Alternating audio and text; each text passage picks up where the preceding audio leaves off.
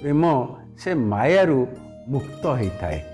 ଗତ ସଂଖ୍ୟାରେ ମୁଁ ଆପଣମାନଙ୍କୁ କହିଥିଲି ଯେ ଈର୍ଷା ଯେଉଁ ଭାବଟି ତାହା ଜ୍ଞାନ ହୋଇପାରିବ ନାହିଁ କି ପ୍ରେମ ମଧ୍ୟ ହୋଇପାରିବ ନାହିଁ। ଜଣେ ଲୋକ ଥିଲା, ସେ ଠାକୁରଙ୍କୁ ବର ମାଗିଲା, ବହୁତ ତପସ୍ୟା କଲା, ଅଧିକା ପଡ଼ିଲା ଯାହାକୁ ଆମେ କହୁଛନ୍ତି।